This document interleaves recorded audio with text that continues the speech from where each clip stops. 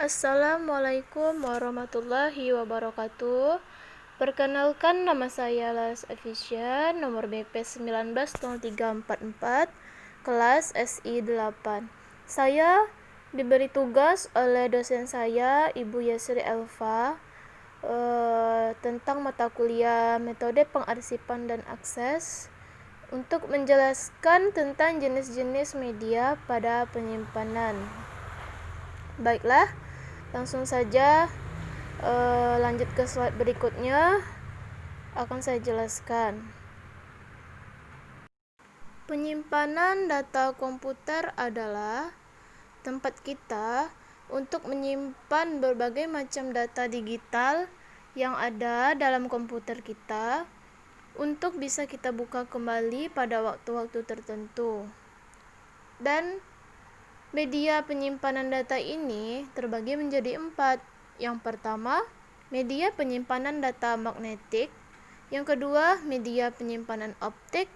Yang ketiga, media penyimpanan flash. Yang keempat, media penyimpanan data online. Yang pertama, media penyimpanan data magnetis adalah penyimpanan yang paling umum digunakan oleh kebanyakan komputer. Dan contohnya penyimpanan magnetis ini, yang pertama ada disket floppy. Disket floppy ini mampu menampung hingga data sebesar 1,2 MB. Yang kedua ada hard disk drive atau HDD, adalah media utama pada penyimpanan berbagai data dan program di komputer kita. Dia mampu menampung data dengan jumlah yang sangat besar dan juga kecepatan aksesnya yang sangat tinggi. Yang ketiga ada super disk. Dia mampu menyimpan data sampai sekitar ukuran 240 MB. Yang kedua ada media penyimpanan optik. Namanya saja sudah optik, berarti dia berhubungan erat dengan cahaya. Perangkat ini menggunakan laser dan lampu sebagai cara dia untuk membaca atau menulis data. Contoh media penyimpanan optik ini ada yang pertama, disk Blu-ray. Dia berbentuk CD seperti kaset itu, tapi dia berwarna biru dan dia mampu menyimpan data hingga ukuran 25 GB sampai 50 GB. Ukuran fisiknya sama dengan ukuran CD standar. Yang kedua ada disk CD-ROM. Dia dapat menyimpan data, juga bisa mengeluarkan suara, tapi dia harus ada penggeraknya untuk menjalankannya, yaitu namanya drive CD-ROM. Dia bisa atau mampu membaca data sampai 72 kali kecepatan dari yang biasanya. Yang ketiga ada CDR dan CDRW. CDR yang pertama dan CDRW adalah yang kedua atau penerusnya atau yang ditambah-tambah. Dia ini dapat ditulis, juga dia bisa memberikan informasi kepada kita. CD ini tidak dapat kita hapus, juga tidak bisa kita format. Yang keempat ada DVD-R.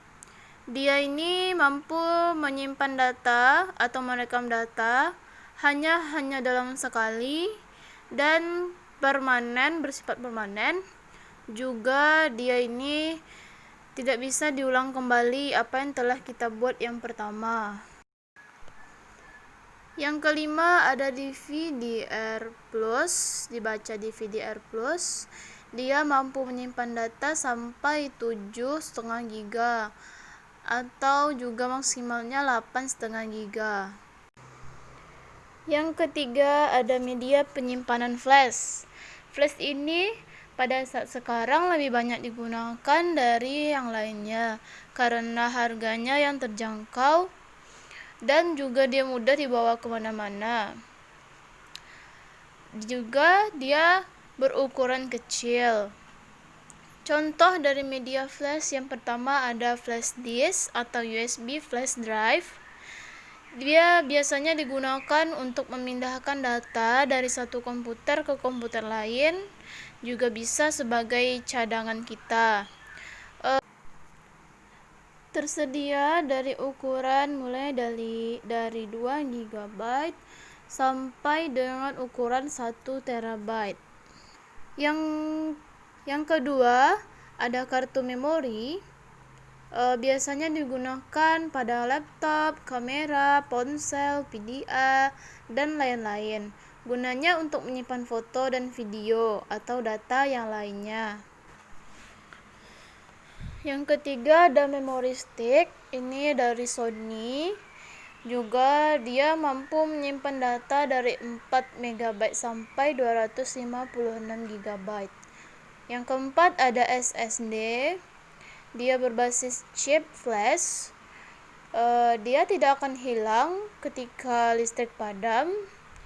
Juga mengakses data dan informasi itu lebih cepat, aksesnya juga cepat. Juga konsumsi dayanya rendah.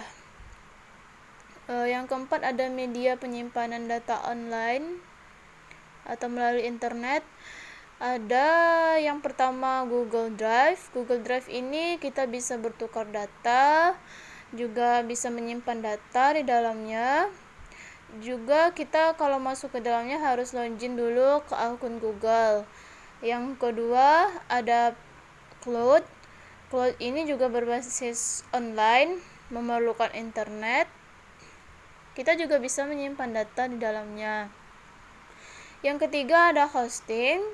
Berbeda dari Google Drive dan Cloud, hosting ini kita harus mendaftar dan aplikasinya itu berbayar.